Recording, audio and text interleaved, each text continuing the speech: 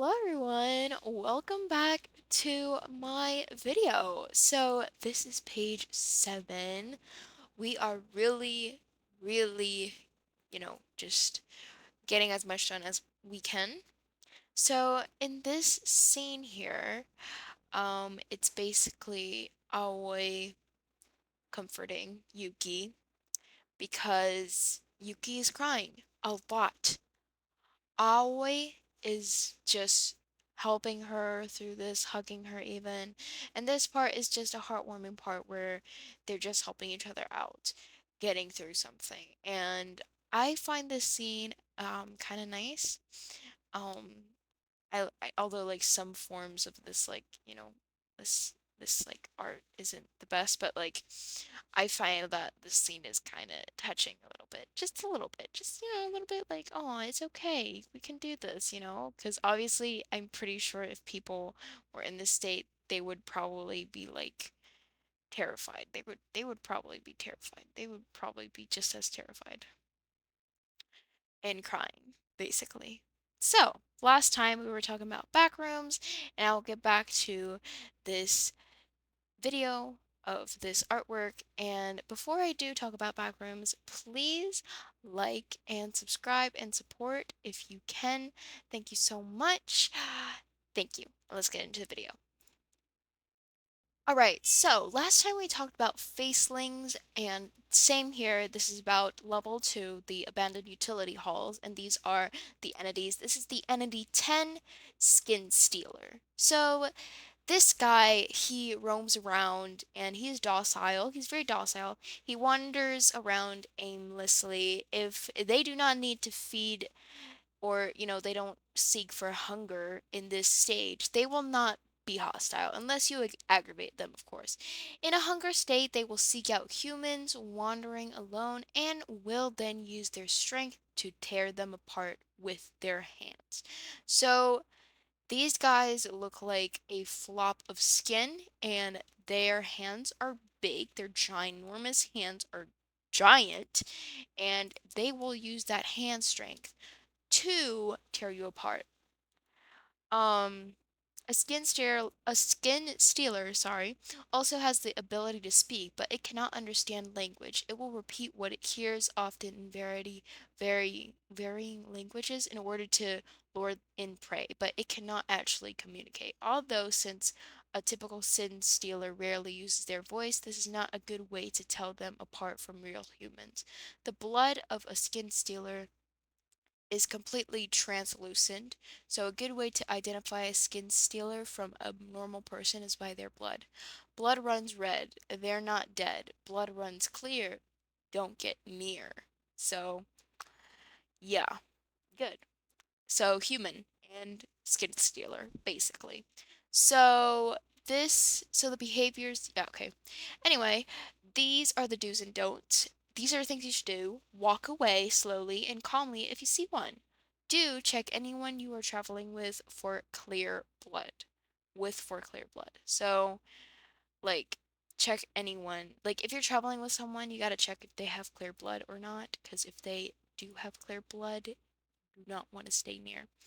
Don't trust people that barely speak or say random assortments of words. Do not aggravate the skin stealer in its docile state. So, the skin stealer won't always have a very scary form. Okay, they can look like any human being. So, that's the scary part about it. So, like, you got to make sure that they're clear blood, basically.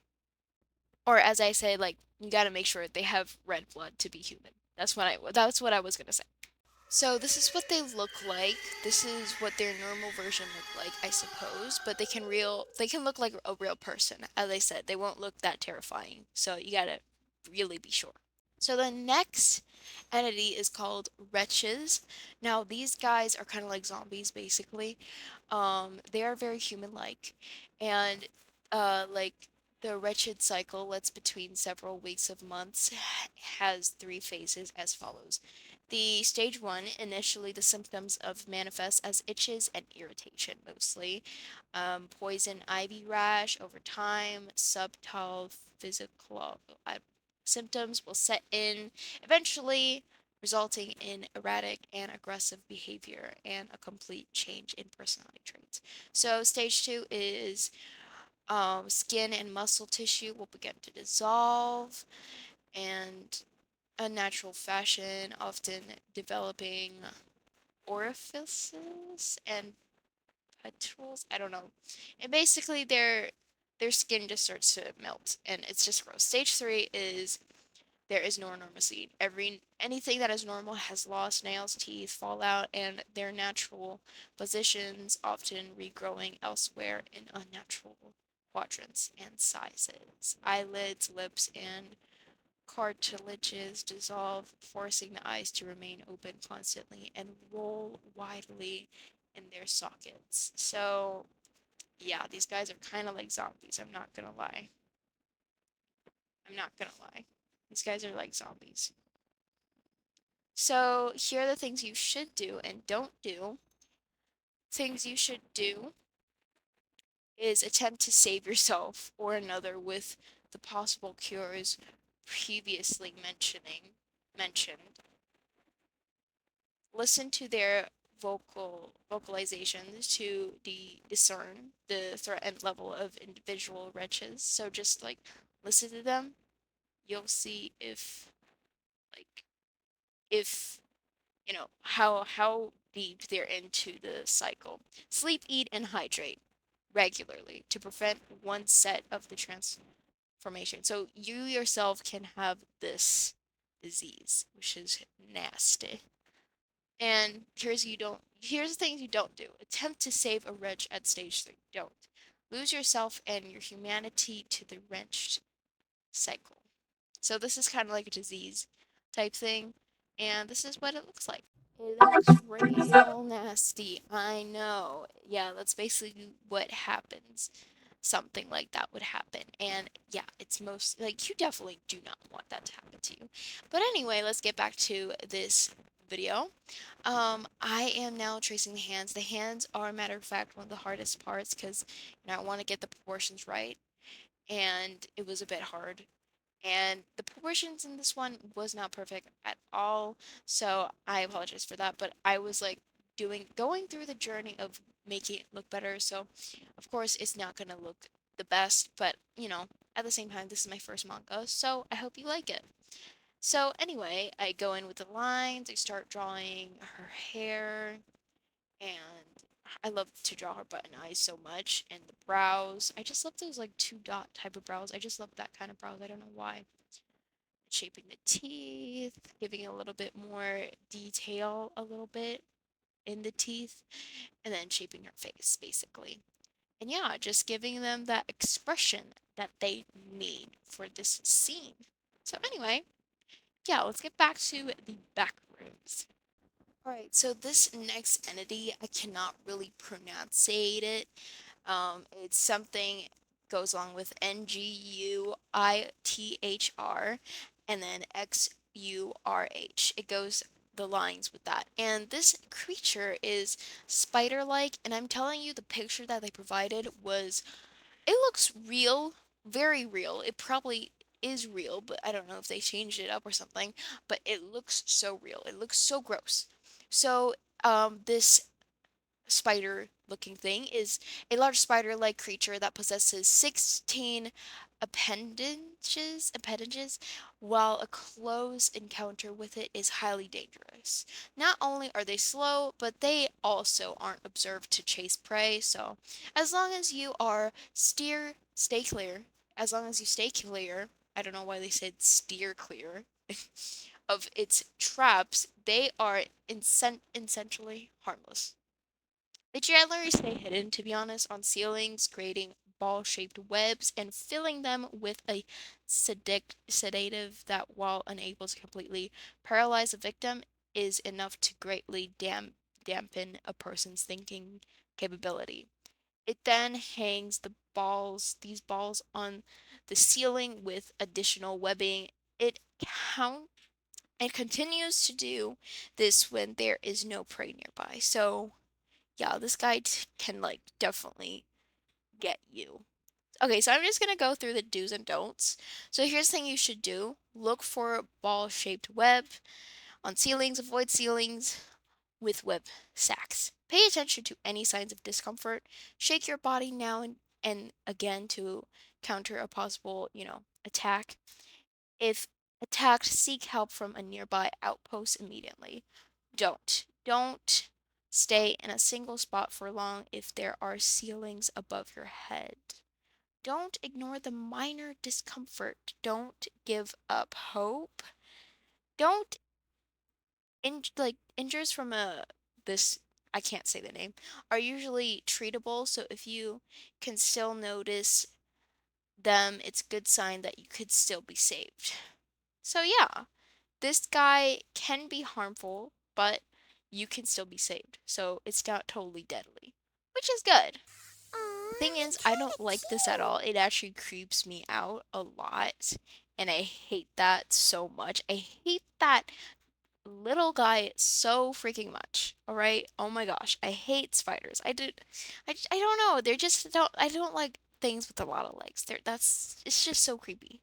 So this next entity is a bit complicated. Well, not really. So these entities are called death rats. There's not really a picture for them, but the thing is, I don't think they're the most harmful, but they do like you don't want to encounter you don't really want to get close to one or aggravate one. Just stay away from them. They can because um they are hairless in level 2, I think. And the thing is, the death rats can um adapt to different levels. So, you might, want to, be careful. So, the entities seem to have this screaming event. On rare occasions, you can hear screaming not from people, but from rats chasing other entities. Lights will flicker during this event until the death rat stops or the entity is terminated. There are many other types of special death rats, but most death rats are harmless and can be a food source if you're willing to eat one. Somehow, however, some species are very dangerous and will even set traps for you. They are smarter than you think. So, here are the do's and don'ts. Do. Most are harmless, but it's best to avoid them just in case. Yeah, do that. Don't. Do not try to aggravate them. It is unknown what they will do. So yeah, these are the death rats. I do not know what they look like, but I assume they look something like a rat, okay? Anyway, guys, let's get back to this video. I am now basically filling in the RGB colors. I don't know if I can talk about the next entity for today, but I'm now filling in the colors. And yeah, I'm trying to, I do write down like patterns of the backgrounds and stuff. And so I have to look at the codes on the colors and write them down so I can, color in the right color in each page if I need to remember. So yeah, that is literally what I'm doing here. So I'm going to be talking about the next entity as fast as I can before the video ends. But yeah, let's talk about it. This next entity is called Cannibal Cuisines, Cuisines. So this is like a vending machine basically. There's going to be drinks in there, a vending machine. So these guys can eat you But basically. Can he And actually, though? if you always have to check behind them, you always have to check behind them if they are plugged up to the wall because if they aren't, they are not a vending machine. Bro, This what you is talking not about? I'm just a thirsty. normal vending machine, guys. Do not eat anything from the vending machine. Do not get anything from the vending machine. At first glance, Entity 36 appears to be functionally identical to a modern vending machine with a few key differences. Firstly, Cannibal Cuisines don't require any amount of payment to operate it. Each product within the entity is tied to a pair of one letter and number. There are two keypads on the machine, one containing a set of numbers and the other letters. Once one of each selected, a product with the corresponding pair will be released. To continue, instead of using rotating metal coils to release products, the machine uses a severed skeletal human hand, which pushes products to the front until one falls and is ready to be obtained by the user. Yeah, this guy. Any 36 are made of a variety of human parts, including but not limited to.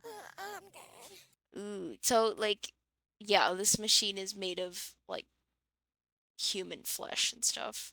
Okay, so here's the things that you need to do and not do. So here are the do's and don'ts. Avoid Entity 36. Notify MEG operatives upon finding a cannibal cushing. I think you need to notify some sort of group. Check the back of any vending machine you find to ensure they are normal vending machines. Do not purchase or consume any items from Entity 6 and don't interact with or attack wanderers affected by Entity 36. So like for instance, say eat something, drink something from that vending machine. That so called vending machine. You know what I mean? And do not. Just don't encounter them. Don't. Don't get close to them.